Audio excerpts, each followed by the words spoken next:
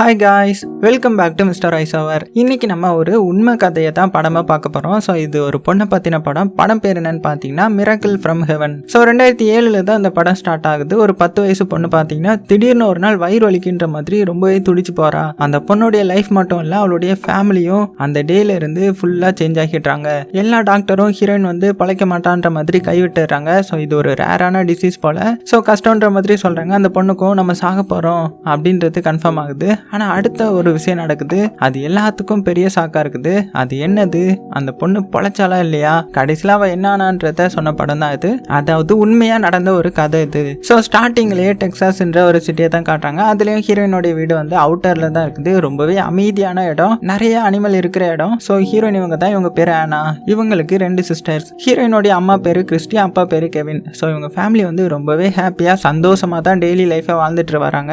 ஹீரோயினுக்கும் school விட்டு போயிட்டு வர்றது, சிஸ்டர்ஸோட விளையாடுறது, பேரண்ட்ஸோட சர்ச்சுக்கு போகிறதுன்ற மாதிரி அவளுடைய லைஃப் வந்து ஒரு பீஸ்ஃபுல்லாக தான் இன்னைக்கு வரைக்கும் இருக்குது. அம்மாவுக்கு அவளுடைய பிஸ்னஸ் கொஞ்சம் கொஞ்சமாக பெருசு பண்ணணுன்ற மாதிரி ரொம்பவே ஆசை. ஸோ அவங்க அப்பா கிட்ட சொல்லி கொஞ்சம் எக்ஸ்ட்ரா லேண்டு வாங்கி அங்கே எக்ஸ்ட்ரா அனிமல்ஸும் வாங்கி கொஞ்சம் இதெல்லாம் பண்ணுறாங்க. ஸோ இப்படி இருக்க ஹீரோயினா அவளுடைய பெட்டில் போய் படுத்துட்டா. அப்போ அவளுக்கு டெய்லி போல் பெட் டைம் ஸ்டோரி சொல்லி தூங்க வைக்கிறாங்க. அப்புறமா அப்பா அம்மா எல்லாரும் ஓகே தான், நல்லபடியாக தான் நடக்குதுன்ற மாதிரி அவங்களும் பார்த்தீங்கன்னா தூங்க போகிறாங்க. ஆனால் கொடுமைகள் எப்போதுமே யாரும் எதிர்பார்க்காத நேரத்தில் தானே நடக்கும். அவங்க நிம்மதியாக குலைக்கிற மாதிரி அன்னைக்கு நைட் ஹீரோயினுக்கு திடீர்னு என்னமோ ஆகி வாமிட் எடுக்க ஆரம்பிக்கிறா. அவளால் கட்டுப்படுத்த முடியாத அளவுக்கு வாமிட் பண்ணுறா. அம்மா வந்து ஒன்றும் இல்லை செல்லம், வா கொஞ்சம் ரெஸ்ட் எடு அப்படின்னு சொல்லி எப்படியோ ஹீரோயினை சமாளித்து தூங்க வைக்கிறாங்க. அப்பாவும் ஃபுல்லாக க்ளீன் பண்ணிவிட்டு அம்மா கிட்ட வர அவங்களுக்கு இது என்னமோ சந்தேகமாகவே இருக்குது. ஏன் இப்படி திடீர்னு வழக்கு வந்துச்சு, என்ன காரணம்னு தெரியலையே அப்படின்னு சொல்லிட்டு வருத்தப்படுறாங்க. அப்படியே கட் பண்ண அடுத்த நாள் காலையில் அவங்க 3 பேரும் டாக்டர் கிட்ட போய் ஃபுல் டெஸ்ட் எடுக்கிறாங்க. டாக்டர் வந்து அவளுடைய உடம்புக்கு எந்த ஒரு பிரச்சனையும் இல்லை, எல்லாமே நார்மலாக தான் இருக்குது, ஃபுட் பாய்சனாக இருக்கும், அவ்வளோதான், நீங்கள் ஒன்றும் கவலைப்படாதீங்க, டயட்டை நல்லா ஃபாலோ பண்ணுங்க, அது போதும் அப்படின்ற மாதிரி சொல்கிறாங்க. ஸோ இப்போ தான் அம்மாவுக்கு கொஞ்சம் ரிலீஃபாக இருக்குது. ஸோ அவங்க திரும்பி ஹீரோயினை வீட்டுக்கு கூட்டிகிட்டு வந்துடுறாங்க. ஸோ மறுபடியும் அவங்களுடைய ஃபேமிலி நார்மலாக்கி ஹாப்பியாக ஒன்று எல்லாரும் உட்காந்து சாப்பிட. ஹீரோயினுக்கு மட்டும் டயட் இல்லையா, ஸோ அவள் பீஸாலாம் எதுவும் எடுக்கக்கூடாது. ஸோ ஹீரோயின் வந்து அம்மா எனக்கு தான் ஒன்றும் இல்லைல்ல, அப்புறம் எதுக்கு பீஸா தர மாட்டீங்க அப்படின்னு கோவப்பட. அதுக்கு அம்மா வந்து கொஞ்ச நாளைக்கு நீ சேஃபாக தான் சாப்பிடணும் செல்லும், ஏன்னா இப்போ தானே உனக்கு ஃபுட் பாய்சனாக இருக்குது, ஸோ கொஞ்ச நாளைக்கு தான் அப்படின்னு சொல்லிட்டு சமாதானப்படுத்துறாங்க. ஆனால் 10 வயசு குழந்தைக்கு என்ன தெரிய போகுது. ஸோ அன்னைக்கு நைட் நம்ம ஹீரோயின் அவளுடைய ரூம்ல தூங்கிட்டு இருக்கிறா. ஆனால் நடுராத்திரி திடீர்னு ஹீரோயினுக்கு பயங்கரமா வயிறு வலிக்க ஆரம்பிக்குது. ஸோ ஃபர்ஸ்ட் கொஞ்சமா ஆரம்பிச்சு அது அளவு கடந்து ஹீரோயினுக்கு வலிக்க அவளால் தாங்க முடியல, கத்த ஆரம்பிக்கிறா. அம்மா அப்பா என்னால் முடியல, யாராவது வாங்கல அப்படின்னு கத்த. இப்பதான் கீழே உள்ள அப்பாவுக்கு சவுண்டு கேட்குது. ஐயோ இது ஆனா வாய்ஸ், அவளுக்கு என்னாச்சு அப்படின்னு சொல்லிட்டு வேகமா ஓடி வந்து பாக்குறாங்க. பார்த்தா ஹீரோயினுக்கு தாங்க முடியாத பெயினா இருக்குது. உடனே அப்பா அவளை தூக்கிட்டு ஹாஸ்பிட்டலுக்கு ஓடுறாரு. ஆனா இப்பதான் அம்மாவும் நோட் பண்றாங்க, ஹீரோயினுடைய வயிறு வந்து லேசா பெருசா இருக்கிற மாதிரி இருக்குது. அவங்களுக்கு ரொம்பவே பயமா இருக்குது. ஸோ உடனே பெரிய ஹாஸ்பிட்டலை சேர்த்துறாங்க. அங்கே உள்ள டியூட்டி டாக்டர் ஹீரோயினை ஃபுல்லாக செக் பண்ணிட்டு அம்மா கிட்ட ஹீரோயின் நார்மலாக தான் இருக்கிறா, அவளுக்கு எதுவும் பெருசாக இல்லை, நீங்கள் அவளுடைய டயட்டை மட்டும் கரெக்டாக ஃபாலோ பண்ணுங்க அப்படின்ற மாதிரி இந்த பழைய டாக்டர் சொன்னால் அதே சொல்ல அம்மாவுக்கு வந்து பயங்கரமாக டென்ஷன் ஆகிடுச்சு. இதே தான் போன டாக்டரும் சொன்னாங்க. அப்புறம் எப்படி அவளுக்கு மறுபடியும் பெயின் வந்துச்சு, நீங்கள் ஒழுங்காக என்னுடைய பொண்ணை செக் கூட பண்ண மாட்டீங்க, என்னுடைய பொண்ணுக்கு இந்த மாதிரி ஆனதே கிடையாது, அவளை எப்படியாவது சரி பண்ணுங்க அப்படின்னு கதறி அழுது சண்டை போட. அடுத்தது தான் அந்த டாக்டர் கொஞ்சம் இதை சீரியஸாக எடுத்துக்கிட்டு இனிமேல் இவங்க கிட்ட பேச முடியாதுன்ற மாதிரி ஹீரோயினை ஃபுல் டெஸ்ட் எடுக்க ஆரம்பிக்கிறாரு. ஸோ அடுத்த நாள் காலையில தான் பெரிய டாக்டர் அவங்களுடைய ரூமுக்கு வந்து, நான் தான் இங்கே சீஃப், உங்களுடைய பொண்ணுடைய ரிப்போர்ட் எல்லாத்தையுமே நான் பார்த்தேன், இது நார்மலா இல்லை, அவள் சிவியர் ப்ராப்ளம்லாம் இருக்கிறா, சீக்கிரமா உடனே அவளுக்கு ஒரு சர்ஜரி பண்ணணும், இல்லைனா அது அவளுடைய உயிருக்கே ஆபத்து அப்படின்னு சொல்ல. அவ்வளோதான். இதை கேட்டதுமே அவங்களுக்கு எப்படி இருக்கும், மறந்து போயிடுறாங்க. எனது உயிருக்கு ஆபத்தா அப்படின்னு பார்த்துற அம்மாவும் அதிர்ச்சியில் அப்படியே முழிக்கிறாங்க. உடனே அங்கே வந்து நர்ஸ் எல்லாருமே ஹீரோயினை ரெடி பண்ண சொல்றாங்க. அவளுக்கு வயிறுல தான் ஆப்ரேஷன் போல. ஸோ ஒரு நர்ஸ் ஒரு டியூப் எடுத்து ஹீரோயினுடைய மூக்கில் விடணும் போல. அது அப்படியே சொன்னதும் ஹீரோயின் பயத்தில் அழ ஆரம்பிச்சிடுறாங்க. அப்பா வந்து ஒன்றும் இல்லைம்மா, ஒன்றும் இல்லை, கொஞ்சம் பொறுத்துக்கோ அப்படின்னு சமாளித்து டியூப்பை வந்து உள்ளே விட்டுறாங்க. ஆனால் ஹீரோயினுடைய அழுகை கேட்டு அங்கே இருக்கிற அம்மாவுக்கும் பயங்கரமாக அழுக வருது. அடுத்தது தான் ஹீரோயினுக்கு ஒரு பெரிய ஆப்ரேஷன் நடக்குது. அப்பா அம்மா எல்லாரும் வெளியில ரொம்பவே டென்ஷனோட என்ன ஆக போகுது, அவளுக்கு ஒன்றும் ஆகக்கூடாது அப்படின்னு ப்ரே பண்ணி வெயிட் பண்ணிட்டு இருக்காங்க. அடுத்தது கொஞ்ச நேரம் கழிச்சு அவங்களே ஹீரோயினுடைய பேரை சொல்லி கூப்பிட உடனே அப்பா அம்மா வந்து டாக்டரை பார்க்க வராங்க. அங்க டாக்டர் வந்து ரொம்பவே அமைதியா அவங்க பொண்ணுக்கு ஆப்ரேஷன் சக்சஸ்ஃபுல்லா முடிஞ்சிருச்சு, அவளுடைய உயிருக்கு இனிமேல் எந்த ஒரு ஆபத்தும் இல்லை அப்படின்னு சொல்ல கொஞ்சம் அம்மாவுக்கு இப்பதான் ரிலீஃப் ஆகுது, ஹாப்பி ஆகுறாங்க. ஆனா அந்த டாக்டர் அவ்வளவு ஹாப்பியா இல்லை. அதை பார்த்தா இந்த அப்பாக்காரர் வந்து, என்ன டாக்டர் வேற ஏதாவது பிரச்சனை இருக்கா அப்படின்னு டவுட்டா கேட்க, ஆமா இருக்கு, உங்க பொண்ணுக்கு மொட்டிலிட்டி டிசார்டர், அதுவும் வயித்துல அப்படின்னு சொல்ல, அவ்வளவுதான். இதை கேட்டு அப்பாவுக்கு தூக்கி வாரி போடுது. ஆனா அம்மாவுக்கு அது என்னன்னே புரியல. அப்பா வந்து, உண்மையா டாக்டர், அது எப்படி என்னுடைய குழந்தைக்கு வந்துச்சு, அவன் நல்லா தானே இருந்தா அப்படின்னு அழுகையை கட்டுப்படுத்திட்டு பேச, இது ரொம்பவே ரேரான கேஸ், இனிமேல் உங்க பொண்ணால எதுவுமே சாப்பிட முடியாது, என்ன சாப்பிட்டாலும் அது வேற ஒரு இடத்துல தான் ஸ்டோர் ஆகும், ஸோ நம்ம அவளுக்கு டியூப் வழியா தான் இனிமேல் ஃபுட்டு கொடுக்க முடியும் அப்படின்னு சொல்ல, இதை கேட்டதுமே அம்மா அப்படியே சாக்காகிறாங்க. என்ன டிசீஸ் இது, எப்படி வந்துச்சு, அதுவும் 10 வயசு குழந்தைக்கு அப்படின்னு அழ ஆரம்பிக்க, அப்பா வந்து, டாக்டர் இந்த டிசீஸ்க்கு ட்ரீட்மெண்ட்டே இல்லையா, உண்மையா அது அப்படின்னு கேட்கும்போது, ஆமா இப்போ வரைக்கும் இதுக்கு எந்த ட்ரீட்மெண்ட்டும் கண்டுபிடிக்கல, ஆனா கூடிய சீக்கிரம் நாங்கள் ஏதாவது பண்ணுவோம், என்னுடைய ஃப்ரெண்டு பாஸ்டன்ல இருக்கிறான், அவன் சைல்டு ஸ்பெஷலிஸ்ட், அவனை போய் பாருங்க அப்படின்னு சொல்ல, அவ்வளோதான். ஒரே நாளில் அவங்களுடைய லைஃப் எல்லாமே மாறி போகுது. அதுவும் முக்கியமா ஹீரோயினுடைய லைஃப் வந்து தலைகீழா மாறுது.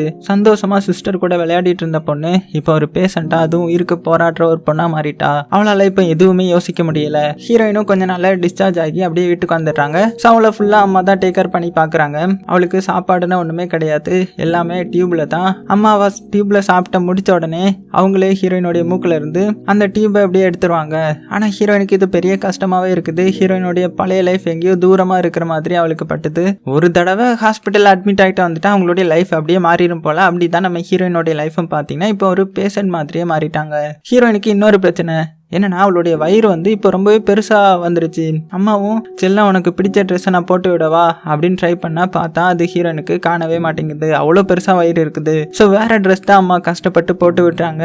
அப்போ ஹீரோயின் வந்து, அம்மா எனக்கு மட்டும் ஏம்மா இப்படி நடக்குது, என்ன கடவுள் பார்க்கலையா, எனக்கு மட்டும் ஏன் அவர் இவ்வளோ கஷ்டத்தை கொடுக்குறாரு அப்படின்னு கேட்கும்போது அம்மாவுக்கு இந்த கொஸ்டினை கேட்டதுமே என்ன சொல்லன்னு தெரியாம முழிக்கிறாங்க. செல்லம், நமக்கு தெரியாம பல விஷயம் அந்த உலகத்துல இருக்குது, நம்ம அதை ஏத்துக்கிட்டு தான் ஆகணும் அப்படின்னு சொல்ல, ஆனா அம்மா வெளியில வந்து யாரும் பார்க்கலன்னு பார்த்துட்டு பயங்கரமா அழ ஆரம்பிக்கிறாங்க. அம்மாவுக்கும் அந்த கொஸ்டின் திரும்பி திரும்பி மனசுல வந்துட்டு தான் இருக்குது போல. ஆனா அவங்கள எப்படி சமாதானப்படுத்த முடியும்? ஸோ அம்மாவுக்கு அவ்வளோ கஷ்டமா இருக்குது. இப்படி இருக்க அம்மாவும் பார்த்தீங்கன்னா வேர்ல்டுலேயே சைல்டு ஸ்பெஷலிஸ்ட் யாருன்ற மாதிரி கண்டுபிடிச்சி அவங்க கிட்ட பேச ட்ரை பண்ணிட்டே இருக்காங்க. ஆனா அவர் பயங்கர பிஸியா இருக்கிறாரு. ஹீரோயினுக்கு அப்பாயின்மெண்ட் வந்து கிடைக்கவே மாட்டேங்குது. அம்மாவும் அவங்க ஆஃபீஸ்க்கு டெய்லி கால் பண்ணிட்டே இருக்காங்க. மாத கணக்கா அப்பாயின்மெண்ட் வந்து ஃபுல்லுன்ற மாதிரி அவங்க சொல்லிடுறாங்க. ஸோ இதுக்கு நடுவில் நம்ம ஹீரோயினும் பார்த்தீங்கன்னா ஸ்கூலுக்கு கொஞ்சம் கொஞ்சமா போக ஆரம்பிக்கிறா. ஆனா அவளால இந்த பழைய மாதிரி ஓடி ஆடெல்லாம் விளையாட முடியல.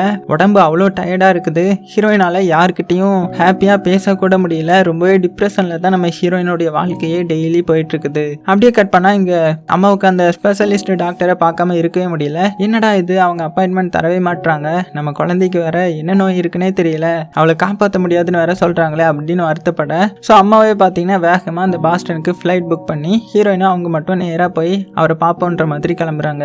அது வீட்டில இருந்து ரொம்ப தூரம் போல, ஆனா எப்படியாவது ஹீரோயினுக்கு சரியான போதும் அம்மாவுக்கு. ஸோ அவங்க நேராக அந்த கிளினிக்கு வந்து ஹீரோயினை உட்கார வச்சுட்டு ரிசப்ஷனிஸ்ட் கிட்ட, நாங்கள் டெக்ஸஸ்ல இருந்து வந்திருக்கோம், என்னுடைய பொண்ணுக்கு ரொம்பவே முடியல, அவளுக்கு டெய்லி பெயின் ரொம்பவே அதிகமாகுது, இந்த டாக்டருடைய அப்பாயின்மெண்ட்டும் கிடைக்கவே மாட்டேங்குது, அதனால தான் நாங்கள் வந்துட்டோம் அப்படின்னு சொல்ல, அந்த பொண்ணு வந்து, ஓ மேடம் அப்படியா, ஆனால் அப்பாயின்மெண்ட் வாங்கினவங்கலாம் இன்னும் வெயிட் பண்ணிட்டு இருக்காங்க, நீங்கள் போயிட்டு உங்களுடைய டேல வாங்க அப்படின்ற மாதிரி சொல்லும்போது அம்மாவுக்கு பயங்கரக்கம் வந்துடுது. என்ன நீங்கள் என் பொண்ணை வச்சு விளையாடுறீங்களா, அவளை நான் எக்கச்சக்க டாக்டர் கிட்ட காட்டிட்டேன், அவங்க எல்லாரும் நார்மல் தான் சொல்றாங்க, ஆனா நான் அவளுடைய அம்மா, எனக்கு தெரியும் அவளுக்கு ஏதோ பெரிய பிரச்சனை, ப்ளீஸ் அவளால பெயினை தாங்கவே முடியல அப்படின்னு கத்தியால, அதுக்கு அந்த ரிசப்ஷனிஸ்ட், சாரி மேடம், என்னால உங்களை புரிஞ்சுக்க முடியுது, ஆனா டாக்டர் அப்பாயின்மெண்ட் இல்லாம பார்க்க மாட்டாரு, நான் டாக்டர் கிட்ட வேணா சொல்றேன், இப்போ நீங்க கிளம்புங்க அப்படின்னு டைரக்டா சொல்லிடுறாங்க. அவ்வளவுதான். அம்மாவால என்ன பண்றதுன்னு தெரியல, தாங்க முடியல.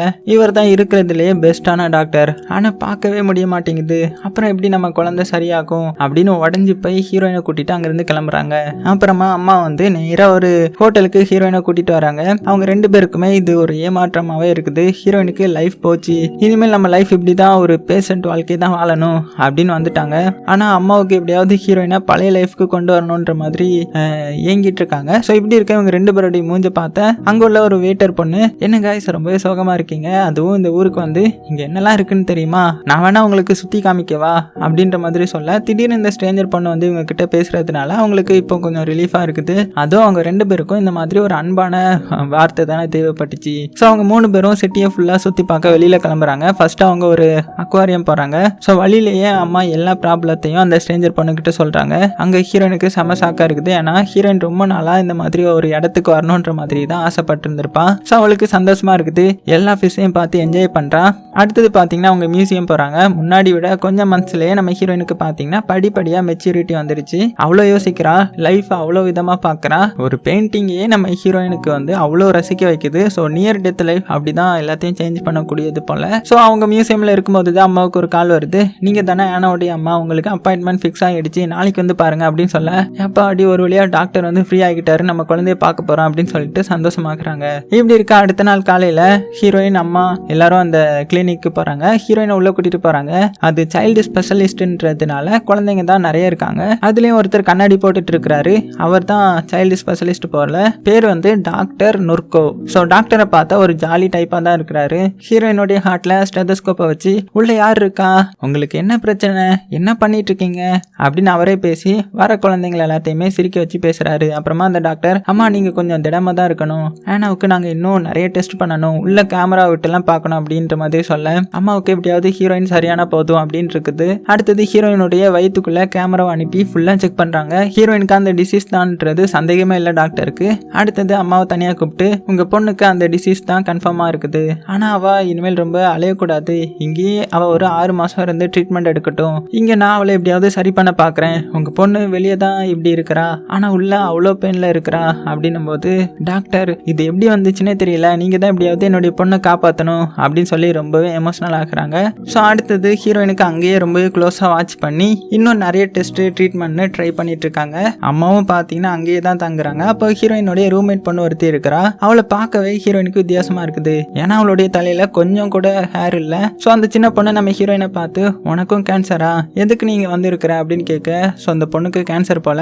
அதுக்கு ஹீரோயின் வந்து, இல்லை எனக்கு ஸ்டொமக் பெயின், வயிறும் பெருசாகிடுச்சு, என்னால் தனியாக எதுவும் சாப்பிட முடியாதான், அதனால தான் இங்கே வந்திருக்கிறேன், என்னுடைய பேர் ஆனா உன்னுடைய பேர் என்ன அப்படின்னு கேட்க, என்னுடைய பேர் ஹாலி, உனக்கும் இறந்துருவோன்னு பயம் இருக்கா, இறந்து எல்லாரும் எங்கே போவாங்க அப்படின்னு பாவமாக அந்த கேன்சர் பொண்ணு கேட்க, இது ஹீரோனுக்கு பெரிய புதிரா இருக்குது. இறந்தவங்க எங்கே போவாங்க, ஹெவன்கா, அங்கே பெயின் இருக்காதா அப்படின்னு யோசித்துட்டு, எனக்கு பயம் இல்லை, ஏன்னா எனக்கு கடவுள் மேலே நம்பிக்கை உண்டு, அவர் உன்னையும் காப்பாற்றுவார், உன்னையும் லவ் பண்ணுறாரு அப்படின்ற மாதிரி ஹீரோயின் அந்த பொண்ணுக்கு நம்பிக்கை சொல்கிறா. ஆனால் கடைசியில் ஹீரோயினும் அந்த டெத்தை நினச்சி ரொம்பவே பயப்படுறா, அது நம்மளையும் சாப்பிட்ருமோ அப்படின்ற மாதிரி ஹீரோயினுக்கு ரொம்பவே அதிர்ச்சியாக இருக்குது. ஸோ இப்படி இருக்க அன்னைக்கு நைட்டு நம்ம ஹீரோயினை பார்த்தா நல்லா அவள் ரூமில் தூங்கிட்டு இருக்கிறா. ஆனால் திடீர்னு அவளுக்கு பார்த்தீங்கன்னா பெயின் வர ஆரம்பிக்குது. அதுவும் சேம் வயிற்றுல தான். ஸோ வலி தாங்க முடியல, வலியில் புரண்டு கத்தி அவ்வளோ அழுகுறாங்க. உடனே அம்மா வந்து ஓடி வந்து ஹீரோயினை கட்டிப்பிடிச்சு சமாதானம் சொல்கிறாங்க. அம்மா என்னால் ரொம்ப முடியல, எனக்கு வலிக்குது, என்னை கொன்றுங்க, பேசாமல் நான் ஹெவனுக்கு போய் அங்கே பெயின் இல்லாமல் வாழ்கிறேன், ப்ளீஸ் என்னால் இந்த பெயினை தாங்க முடியல அப்படின்னு கத்தியால. ஆனால் அம்மாவால் என்ன பண்ண முடியும், அவங்க என்னென்னலாமோ சொல்லி ஹீரோயினை சமாதானப்படுத்தி பெயினை மறக்க வைக்க ட்ரை பண்ணுறாங்க. ஸோ இப்படி தான் ஹீரோயினுக்கு பெயின் வந்து அடிக்கடி வரும் போல. ஆனால் அவள் இப்போ வரைக்கும் அவள் ரொம்ப நாள் ஆச்சு சாப்பிட்டு, சாப்பிடாம தான் ஹீரோயின் இருக்காங்க, ஃபுல்லாக டீ வழியாக தான் சாப்பாடு. ஸோ இப்படி இருக்க ஒரு வழியாக சமாதானப்படுத்த அடுத்த நாள் அப்பா வந்து சீரியஸும் கேள்விப்பட்டு வேகமாக மிச்ச 2 பொண்ணுங்களையும் கூட்டிட்டு பாஸ்டனுக்கு கிளம்புறாங்க. ஆனால் அவர் ஏர்போர்ட்டுக்கு வந்து அடுத்தது தான் தெரியுது அவர்கிட்ட ரூபா வந்து அவ்வளோ இல்லை. ஆனாலும் அப்பா கடன் வாங்கி டிக்கெட் எடுத்து கிளம்பிட்டுறாரு. ஸோ 3 பேருக்கும் ஹீரோயினுடைய நினைப்பா தான் இருக்குது. அவங்க நேராக ஹீரோயினுடைய ரூம் ஓடி வர ஹீரோயின் இவங்க 3 பேரையும் பார்த்து செம்ம சந்தோஷமாகறா. ஸோ அவளுக்கு இப்போ பெயின் இல்லை போல. ஸோ அப்போ 3 பொண்ணுங்களும் பார்த்தீங்கன்னா அங்கே உள்ள தலகாணியை எடுத்து அடித்து விளையாட ஆரம்பிக்கிறாங்க. ஸோ அவங்க இவ்வளோ நாள் கழிச்சு மீட் பண்ணுறாங்க இல்லையா, ஸோ அவ்வளோ எமோஷனலில் இப்படி விளையாடுறாங்க. ஹீரோயினுக்கு இதை பார்த்து அவ்வளோ ஹாப்பியாக இருக்குது. ஸோ ரொம்ப மாதம் கழிச்சு இப்போ தான் நம்ம ஹீரோயின் சிரிக்கவே செய்கிறாங்க. அவளுக்கு அவ்வளோ சந்தோஷமாக இருக்குது. ஸோ அப்படியே கட் பண்ணால் அடுத்த நாள் தான் ஹீரோயினுடைய டிஸ்சார்ஜ்னு வருது. ஸோ அவளுடைய டெஸ்ட் ட்ரீட்மெண்ட்னு ஓரளவுக்கு எல்லாம் முடிஞ்சிருச்சு போல.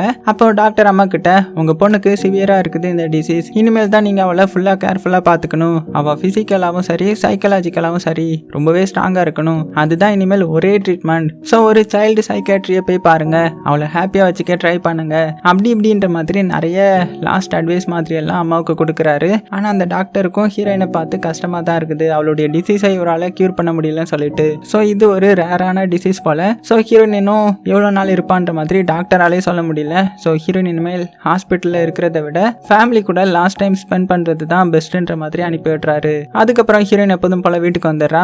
அங்கே அவளுக்கு பழைய ஞாபகங்கள், ஃப்ரெண்ட்ஸு, சிஸ்டர்னு எல்லாருமே சுற்றி இருக்கிறதுனால ஹீரோயினுக்கு ஒரு ப்ளசன்ட் என்விரான்மெண்ட்டாகவே இருக்குது. ஆனால் அம்மாவுக்கு டாக்டர் சொன்ன எல்லா அட்வைஸும் ஃபுல்லாக புரியல. அவங்க எப்படியாவது நம்ம பேபியை காப்பாற்றிடலாம், அவளை பழைய மாதிரி ஒரு சுட்டி பொண்ணாக மாற்றிடலாம் அப்படின்னு நினச்சிட்டு இருக்காங்க. அதுக்கப்புறம் ஒரு நாள் பார்த்தா ஹீரோயின் அவள் சிஸ்டரோடைய ஓடி விளையாடிட்டு இருக்கா. அப்போ அவளுடைய ஒரு சிஸ்டர் வந்து, முன்னாடி மாதிரி உன்னால் மரத்தில் ஏற முடியுமா அப்படின்னு சும்மா விளையாட்டா கேட்க ஹீரோயினுக்கு அது ரொம்பவே ஆவலாக இருக்குது. இதுக்கு முன்னாடி அந்த மரத்தில் நம்ம ஹீரோயின் ஒரு 100 தடவையாவது ஏறி இருப்பாங்க. ஸோ அவங்க வீட்டில் உள்ள ஒரு ஆள் மாதிரி அந்த ஃபேமிலிக்கு அவ்வளோ அவ்வளோ பிடிக்கும் இந்த மரத்தை. ஸோ ஹீரோயினும் ஆசையா எப்போதும் போல வேகமாக மரத்து மேலே ஏறி உட்காந்து விளையாட ஆரம்பிக்கிறா. ஆனால் அந்த மரத்தை பார்த்தீங்கன்னா ஒரு 100 வருஷம் பழமையான மரம் போல. ஸோ ஹீரோயினுடைய வெயிட் தாங்காம அந்த கிளை உடைய ஆரம்பிக்குது. ஹீரோயினுக்கு அள்ளு விடுது. ஸோ வேகமாக எழுந்திரிச்சு அந்த மரத்துக்கிட்ட போக அவள் இப்போ மரத்து மேலே தான் இருக்கா. ஸோ மரத்து மேலே ஒரு ஹோல் ஒன்று இருக்குது. ஹீரோயின் அந்த ஹோல் பக்கம் போக கால் தடிக்க அவள் பொத்துன அந்த மரத்தோடைய அந்த ஹோல்குள்ளேயே விழுந்துடுறா.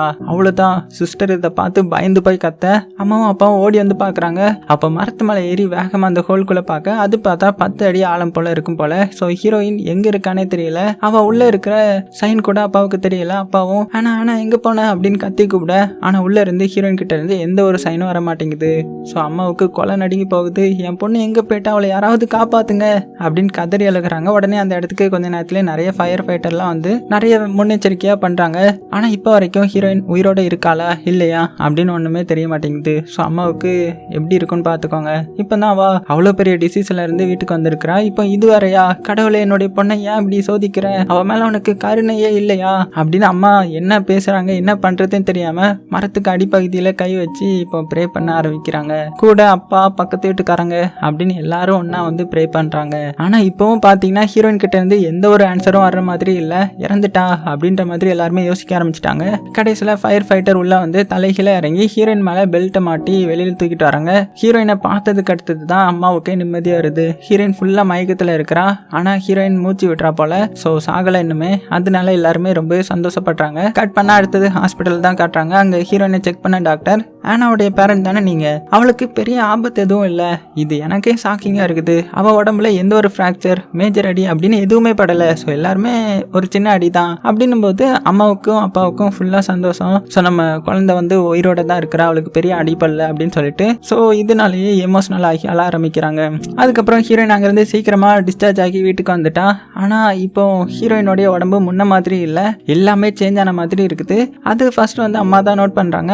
அம்மா அப்பா கிட்ட நம்ம பொண்ணு கிட்ட ஏதோ சேஞ்சஸ் நடந்த மாதிரி இருக்குது, அவள் இப்போ கொஞ்சம் ஃபாஸ்ட்டாக விளையாடுறா, அவள் ஃபேஸை பார்த்தாலே ஏதோ ஒரு வித்தியாசம் தெரியுது அப்படின்னு கண்டுபிடிச்சு சொல்கிறாங்க. ஸோ அதே மாதிரி தான் ஹீரோயினுடைய ஆக்டிவிட்டீஸும் ஃபுல்லாக சேஞ்ச் ஆகிருக்குது. ஒரு நாள் ஹீரோயின் அவளே ட்ரெஸ் பண்ணிட்டு இருக்கும்போது தான் அவளுடைய வயிற்றை பார்க்குறா. முன்னாடி பார்த்த மாதிரி இல்லை, அது கொஞ்சம் கொஞ்சமாக கம்மியான மாதிரி ஹீரோயினுக்கே ஃபீல் ஆகுது. ஸோ அவங்க ஹீரோயின் கிட்ட உண்மையிலேயே அந்த மரத்துக்குள்ளே என்ன நடந்துச்சு அப்படின்னு கேட்கும்போது ஹீரோயின் பொறுமையாக உட்காந்து அவங்க கிட்ட அந்த மிராக்களை பற்றி சொல்ல ஆரம்பிக்கிறா. ஃபர்ஸ்ட் ஹீரோயின் பொத்துன்னு கீழே விழும்போது உள்ள ஃபுல்லாக இருட்டாக இருந்திருக்குது. ஆனால் அதுக்குள்ள ஒரு அழகான பட்டர்ஃப்ளை ஒன்று ஹீரோயினை சுற்றி பறக்க ஆரம்பிச்சிருக்குது. அதை பார்த்து ஹீரோயினுக்கு அவ்வளோ அதிசயமாக இருந்திருக்குது. அப்புறமா நம்ம ஹீரோயின் எந்திரிச்சு நிற்கும் போது அவள் வேற ஏதோ ட்ரீம்ல இருந்திருக்கிறா. இல்லை அது ட்ரீம் இல்லை, என்னன்னா ஹீரோயின் அவளுடைய உடம்பையே வெளியில இருந்து பார்த்துட்டு இருந்திருக்கிறா. ஆனால் ஹீரோயினுக்கு இது அவளுடைய சோல்ன்றது சுத்தமாக ஐடியாவே இல்லை. ஹீரோயினுடைய சோல் அப்படியே நடந்து ஒரு ஃப்ளவர் கார்டன் இருக்கிற ஒரு இடத்துக்கு வந்திருக்குது. அந்த இடம் பார்த்ததுமே ஹீரோயினுக்கு ஒரு ஹெவன் மாதிரி இருந்திருக்குது. அவ்வளோ கலர்ஃபுல்லான இடம் அது. ஹீரோயின் அதெல்லாம் ரசிச்சுட்டு அப்படியே நடந்து போக அவள் அப்படியே மேகத்துக்கு மேலே போயிடுறா. ஸோ இப்போ அப்படியே மேகத்துக்கு மேலே நடந்து சூரியன் கிட்ட போக அங்கிருந்து ஒரு குரல் ஒன்று நம்ம ஹீரோயினுக்கு கேட்டிருக்குது. ஆனா நீ திரும்பி பூமிக்கு போயிடுவ, அப்படி போகும்போது உனக்கு எல்லா பிரச்சனையும் சரியாகிரும் அப்படின்னு சொல்ல ஹீரோயினுக்கு எல்லாமே ஒரு கனவு மாதிரி இருந்திருக்குது. அப்படி ஹீரோயின் கண்மொழிக்கும் போது மரத்துல இருந்து வெளியில வந்து ஹாஸ்பிட்டல் இருந்திருப்பா. ஸோ இது கண்டிப்பா தெய்வ செயல் தான் அப்படின்னு ஹீரோயினுக்கு ரொம்பவே அதிசயமா இருக்குது. ஆனா வெளியில சொன்னா இதை யாரும் நம்ப மாட்டாங்கன்றதுக்காக தான் நம்ம ஹீரோயின் வந்து சொல்லாம இருந்திருப்பாங்க. இப்போ தான் அம்மா அப்பா கிட்ட ஹீரோயின் சொல்றாங்க. அம்மா அப்பாவுக்கு எப்படி இருக்கும் பாருங்க. ஸோ பயங்கர ரிலீஃபாக இருக்குது. உடனே அவங்க ஹீரோயினை கூட்டிட்டு நேராக அந்த ஸ்பெஷலிஸ்ட் டாக்டர் இருக்காங்கல்ல அவங்க கிட்ட தான் போகிறாங்க. அந்த டாக்டரும் ஃபுல்லாக செக் பண்ணிட்டு அம்மா கிட்ட என்ன நடந்துச்சு ஹீரோயினுக்கு, அவள் ஃபுல்லாக குணமாகிட்டா, அவள் வயிற்றுல வந்து அந்த ரேர் டிசீஸ் வந்து காணாமலே போயிட்டு இனிமேல் ஹீரோயின் நார்மலாக சாப்பிட கூட செய்யலாம் அப்படின்னு சொல்ல இதை கேட்டு அம்மாவுக்கு எமோஷனலாக இருக்குது. எல்லாமே கடவுளால் தான், இந்த மிராக்கிள் ஹெவன்ல இருந்து நடந்த ஒரு அதிசயம் அப்படின்னு ரொம்பவே எமோஷனலாகி ஃபீல் பண்ண. கடைசியில் ஹீரோயின் இப்போ ஃபுல்லாக குணமாகிட்டா. ஸோ அவங்க ஃபேமிலியோட சர்ச்சுக்கு வந்து ஹீரோயினுக்கு பாஸ்ட் 3 இயரா நடந்த கஷ்டம் அதிசயம் எல்லாத்தையுமே சொல்றாங்க. அதை கேட்டு எல்லாருமே ஷாக் ஆகுறாங்க. எப்படி இது சாத்தியமாகும், எப்படி இதெல்லாம் முடியும், நீங்க போய் சொல்றீங்க, இதுக்கு என்ன ஆதாரம் இருக்கு அப்படின்ற மாதிரியே ரெசிஸ்ட் பண்ணி பேச அப்ப அந்த சபையில ஒரு ஆள் எந்திரிச்சு இதுக்கு நான் சாட்சியா இருக்கிறேன், என்னுடைய பொண்ணு ஹீரோயின் கூட தான் ஹாஸ்பிட்டல்ல ஒன்னா இருந்தா, கடைசி நாள்ல ஹீரோயின் தான் என்னுடைய பொண்ணுக்கு பெரிய நம்பிக்கை கொடுத்தா அப்படின்னும் போது ஹீரோயினுக்கு இதை கேட்டு ரொம்பவே ஃபீல் பண்ணி அழுறாங்க. ஹீரோயினுக்கு இவ்வளவு நாளா அந்த ஃப்ரெண்ட் இருந்திருக்கிறா, அவ சரியா ஹீரோவா காட் அவளை சேவ் பண்ணியிருப்பாங்க அப்படி நம்பிட்டு இருந்தா. ஆனா இப்போ உண்மை தெரிஞ்சு பயங்கரமா அழ ஆரம்பிக்கிறாங்க. ஸோ கடைசியில் எல்லாருமே எமோஷனல் ஆகி கடவுளுக்கு தேங்க்ஸ் சொல்லி அப்படியே ப்ரே பண்றாங்க.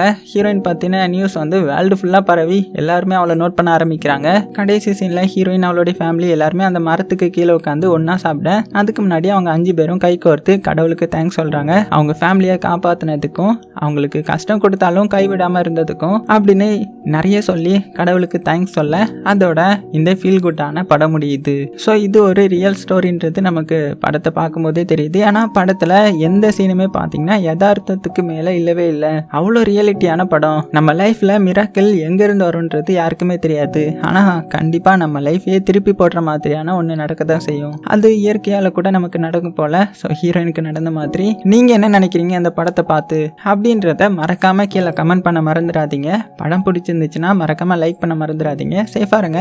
உங்களுக்கு பிடிச்ச எல்லாத்தையுமே ரொம்ப ரொம்ப சேஃபாக பார்த்துக்கோங்க.